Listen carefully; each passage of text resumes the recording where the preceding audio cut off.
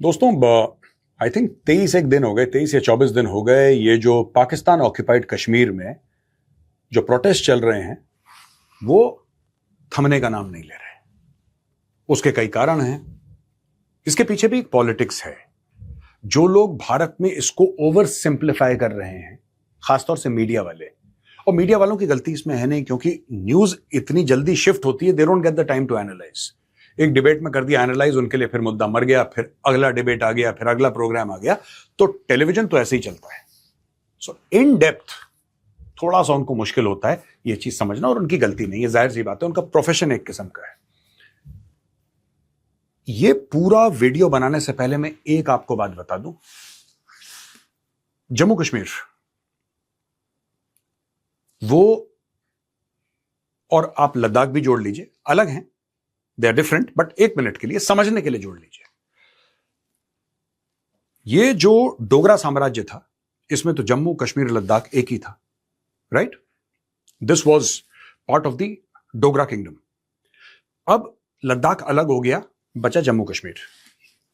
मैं आपको दो बातें दोस्तों बता दूं, क्लियर कट दो बातें मैं आपको बता दूं। जो जम्मू कश्मीर की पॉलिटिक्स है, और खास तौर से कश्मीर वैली की पॉलिटिक्स है, इतनी सी है कश्मीर वैली बिलांद भर की। मैं आपको सीरियसली बात बता रहा हूं, जो कश्मीर वैली की पॉलिटिक्स है, अगर किसी को यह लगता है कि वो यूपी या बिहार या दिल्ली की पॉलिटिक्स से कम खतरनाक है, या वेस्ट बंगाल की पॉलिटिक्स से कम खतरनाक है, तो यह आपकी बहुत बड़ी गलतफहमी है।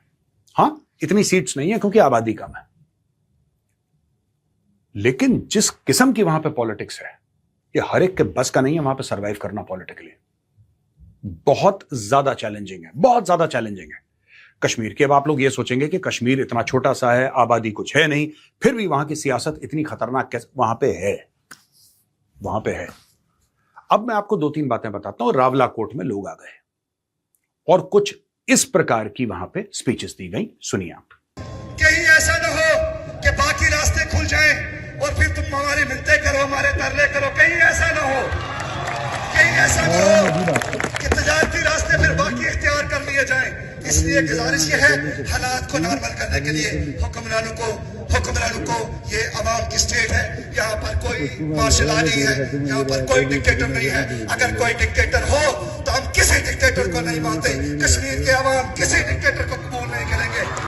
अच्छा दोस्तों, रास्ते खुल जाएंगे और हम बेसिकली जब ये लोग कहते हैं कि रास्ते खुल जाएंगे, ये पाकिस्तान को ये इशारा कर रहे हैं, ये पाकिस्तान को बता रहे हैं, राइट, कि हमारे पास भारत का भी ऑप्शन है। ये सिग्नल पाकिस्तान को दे रहे हैं। देखिए, आपको अगर लड़ना है अपने हुकूक के लिए, और ये मैं पीओके के लोगों को कह रहा हूं, this I am telling you, if you want to fight for your rights, अगर आपकी लड़ाई आपके हुकूक के लिए है, आटे के लिए है, बिजली के लिए है, तो आप लड़िए।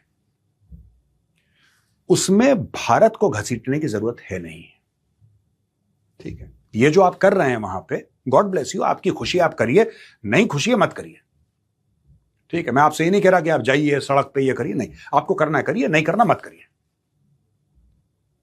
अब कई लोग मुझे ये बोलेंगे कि मेजर साहब, जब पीओके अलग होने की बात कर रहा है, राइट, इन द सेंस कि उसके ऊपर कब्जा है पाकिस्तान का, इलीगली ऑक्यूपाइड तो है पीओके और गिलगित बाल्टिस्तान। आज की तारीख में जब पीओके यह कह रहा है कि हम भारत की ओर देख रहे हैं, कि भारत की ओर हम देख सकते हैं, तब आप इसमें गलतियां क्यों निकाल रहे हैं? ये तो गोल्डन अपॉर्चुनिटी है, ऐसी बात नहीं है दोस्तों। मैं आपको बता रहा हूं, ये जो भारत का नाम वहां पे लिया जा रहा है, ये किस संदर्भ में लिया जा रहा है, पहले आपको कॉन्टेक्स्ट समझना होगा, ठीक है? आपको कॉन्टेक्स्ट समझना होगा, और कॉन्टेक्स्ट सिर्फ ये है, right, they are threatening Pakistan, ठीक है, कि हम, हो सकता है हम सब कुछ, तुम्हारी चंगुलें वंगुलें छोड़ के, गुलामी की बेड़ियां तोड़ के हम भारत के साथ मिल जाएंगे। ये एक थ्रेट है। ये थ्रेट पहले क्यों नहीं दिया गया? ये थ्रेट 1 महीने पुराना क्यों है, राइट? अगर इतनी देशभक्ति जागी है दिल में, तो तिरंगे क्यों नहीं दिख रहे हमें? और चलिए, अगर तिरंगे नहीं भी दिख रहे हमें, कोई बात नहीं, ये कंसिस्टेंट नैरेटिव क्यों नहीं है, मैं ये जानना चाह रहा हूं। मैं बिल्कुल ब्लेम नहीं कर रहा जो पीओके के लोग हैं, मैं आपको ब्लेम नहीं कर रहा हूं। मेरा पॉइंट ऑफ व्यू समझने की कोशिश कीजिए। इतने साल कश्मीर में दहशतगर्दी हुई, कश्मीरी हिंदुओं को वहां से निकाल दिया गया, लाखों की तादाद में बेघर हो गए कश्मीरी हिंदू, राइट। हजारों की तादाद में लोग मारे गए। अभी भी धीरे धीरे धीरे धीरे कश्मीर जब नॉर्मल होता है या नॉर्मलसी की तरफ जाता है तब पाकिस्तान कुछ करवा देता है। ये सब लोग कहां से आते हैं?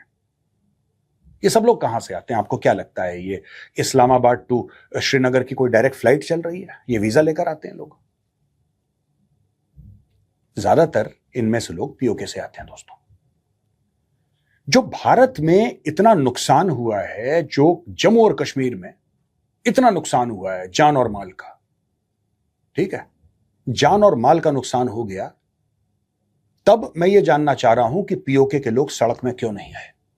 मेरा यह सवाल है आपसे, और अगर मैं गलत हूं तो आप प्लीज बताइए मुझे कि मेजर साहब आप गलत बोल रहे हैं।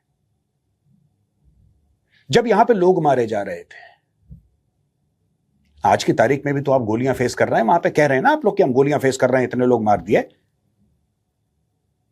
मैं आपसे एक बात पूछना चाहता हूं, मैं ये पूछना चाहता हूं पीओके के लोगों से जो अब प्रोटेस्ट कर रहे हैं, कि जब पुलवामा में हमारे 40 सीआरपीएफ के भाई वीरगति को प्राप्त हो गए तो कितने जलूस निकले, कितने प्रोसेशन निकले,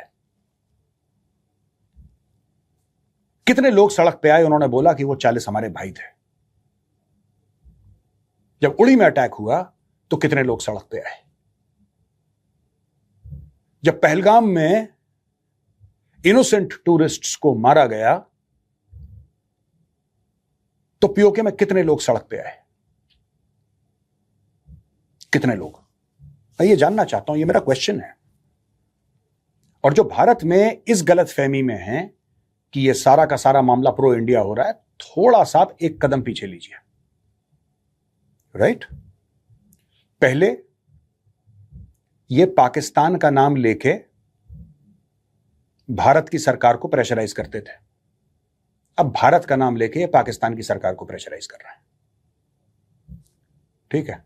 हां, कुछ लोग जेन्युइन हैं और मैं आपके साथ हूं, कुछ लोग जेन्युइन हैं, मैं मना नहीं कर रहा आपको, लेकिन मैं ये जानना चाहता हूं कि जब कश्मीर वो काले दिन देख रहा था तब आप कहां थे, तब आपका ज़मीर कहां पे था?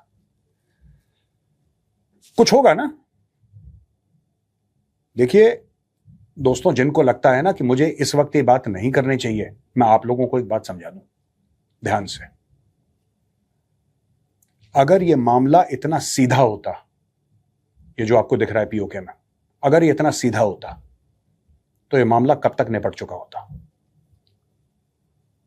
वहां पे जो लोग हैं, रास्ता खुल जाएगा भारत का, हमारे पास भारत का ऑप्शन है, हम भारत में मिल जाएंगे। ये पहलगाम के बाद क्यों नहीं बोला? ये ऑपरेशन सिंदूर के दौरान क्यों नहीं बोला? जब 1965 की लड़ाई हुई तब क्यों नहीं बोला? जब 1947-48 में पूरे के पूरे कबायली आ गए थे तब ये बात क्यों नहीं बोली? 1971 की लड़ाई में ये क्यों नहीं बोला? जब 1999 कारगिल हुआ तब क्यों नहीं बोला? जब कश्मीर पूरा लहू लुहान हो गया, खून से लथपथ हो गया पूरा कश्मीर, तब क्यों नहीं बोला? तुम अब बोल रहे हो जब पाकिस्तानी पंजाब की सरकार ने तुम्हारा आटा बंद कर दिया, हमारे पास ऑप्शन है इंडिया जाने का, दरवाजे खोल दो, रास्ते खोल दो, हम देख लेंगे तुम्हें।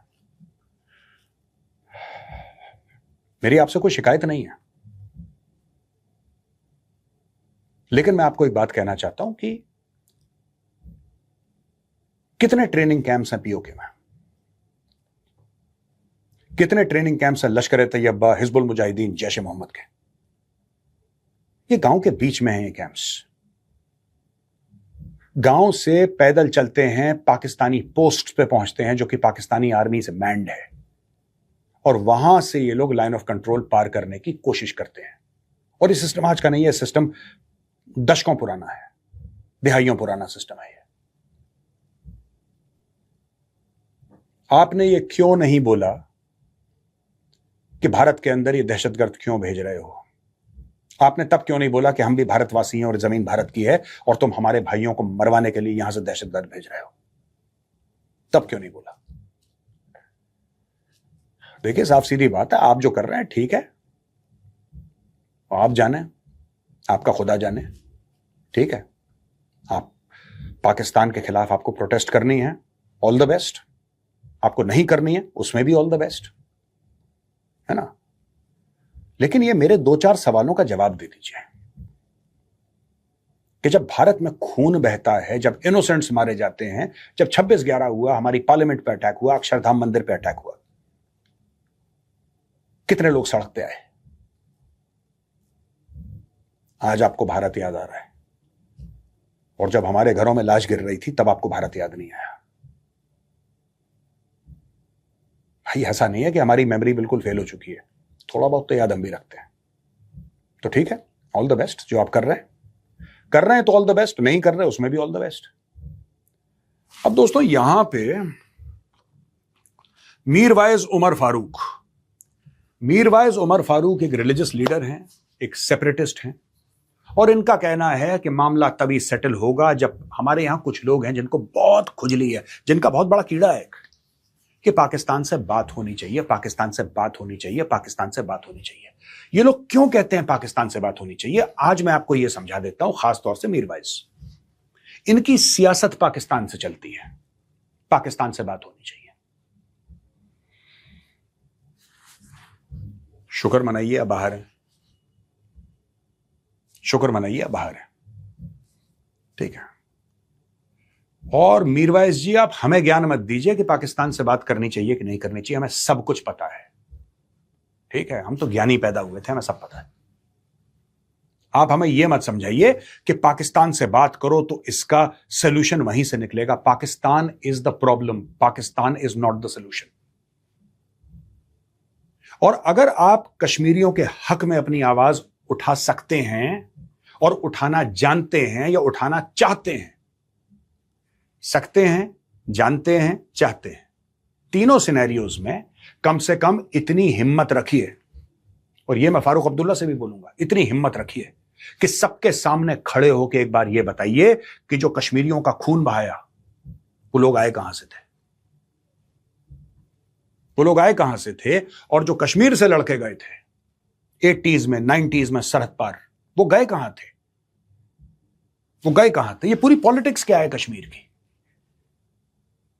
अब दोस्तों, कहानियां ऐसे फैलाते हैं ना, बेसर पैर की कहानियां, कि साहब एक बड़ा मासूम आदमी था, उसका नाम था यूसुफ शाह। तो एक बार यूसुफ शाह ने, ये जमात इस्लामी का था साहब, तो उसके स्टूडेंट विंग का लीडर था और बड़ा नेक इंसान था, खुदा का बंदा था। अब उसने बोला कि मैं इलेक्शन लड़ूंगा, तो वो इलेक्शन लड़ा। जब वो इलेक्शन लड़ा अमीरा कदल से, तो चीटिंग हो गई साहब, यूसुफ शाह के साथ चीटिंग हो गई साहब। और जब चीटिंग हो गई यूसुफ शाह के साथ, तो यूसुफ शाह को बड़ा बुरा लगा यार, तो उसने हथियार उठा लिए। यूसुफ शाह बन गया सैयद सलाउद्दीन और उसने शुरू कर दी हिजबुल मुजाहिदीन। फिर वो बन गया यूनाइटेड जिहाद काउंसिल का चेयरमैन। आज की तारीख में मुजफ्फराबाद में बैठा है और जिहाद की बातें करता है और लड़के भेजता है जिहाद करने के लिए, टेररिस्ट बनाता है वो। ये एक बड़ा पॉपुलर चूरन बेचा जाता है। इतना सा है कश्मीर। एक जमाने में, जिस जमाने का आप लोग हवाला दे रहे हैं, लेट 80s का, इलेक्शन फ्रॉड उत्तर प्रदेश में भी हुई है, उस जमाने में बिहार में भी हुए हैं, वेस्ट बंगाल में भी हुए हैं, south, north, east, west, central India, हर जगह होते थे। मैंने तो नहीं देखा और जगह यूसुफ शाह पैदा होते हुए। उत्तर प्रदेश के लोगों का खून उबाल नहीं मारता क्या? यहां पे हथियार नहीं है क्या? किसी ने देश के खिलाफ हथियार नहीं उठाए। क्यों नहीं हिम्मत करके कहते कि यूसुफ शाह गद्दार है? और जो अपना मुल्क का गद्दार है वो कहीं का सगा नहीं हो सकता, वो अपने मां बाप, भाई बहन, बीवी बच्चों का सगा नहीं हो सकता। क्यों नहीं कहते ये सब? जो मीरवाइज जी हैं, इनको मैं एक और चीज कहना चाहता हूं कि अपनी सियासत चमकाना बंद करिए। कश्मीर बदल चुका है और भारत का जो पेशेंस है वो भी खत्म हो चुका है। अब ये बात कर लीजिए पाकिस्तान से, ऐसा कर लीजिए, वैसा कर लीजिए, आगे का सोल्यूशन। आपसे ना सोल्यूशन मांगा, यू आर अ सेपरेटिस्ट। मैं आपके मुंह पे बोल रहा हूं, आप सेपरेटिस्ट हैं। मैंने आपके पुराने लेक्चर और पुराने आपके बयान सुन रखे हैं। You are a separatist. अभी आपका मामला थोड़ा सा गुनगुना हो गया है, और आपका मामला इसलिए गुनगुना हो गया है क्योंकि दिल्ली में बैठा अमित शाह, वरना आप भी बहुत उबाल मारते थे। तो हुजूर, उबाल मारना बंद करें। भारत को पता है कि भारत को क्या करना है, और भारत को आपको सीख देने की जरूरत नहीं है। We don't need your opinion, ठीक है। और दूसरी चीज, मैं मीडिया से भी कहूंगा और मैं आम लोगों से भी कहूंगा कि जो आप प्रोटेस्ट्स देख रहे हैं ना पीओके में, जो आप देख रहे हैं पूरा मामला पीओके के अंदर जो हो रहा है, ठीक है, आप इसको जरा एनालाइज कीजिए। थिंक कि ये हो क्यों रहा है, थिंक कि ये चल क्या रहा है, इसका कारण क्या है। इसका कारण ये नहीं है कि वो भारत से मिलना चाहते हैं। इसका कारण ये है कि those people are in confrontation with the Pakistani state. Those people are in confrontation with the Pakistani states for the demands. वो सोसाइटी भी हाईली रेडिकलाइज्ड है। कई लोग मुझे सवाल पूछते हैं कि अगर पीओके हमारा हो गया तो वहां पे लोग तो हाईली रेडिकलाइज्ड हैं, वहां पे तो टेररिस्ट आउटफिट्स हैं, उनका क्या करेंगे। आप लोगों ने सवाल पूछा नहीं पूछा मुझसे, और 100 बार पूछा है। अपने ही सवाल को बैकग्राउंड में रख के जरा सोचिएगा कि क्या हो रहा है पीओके में।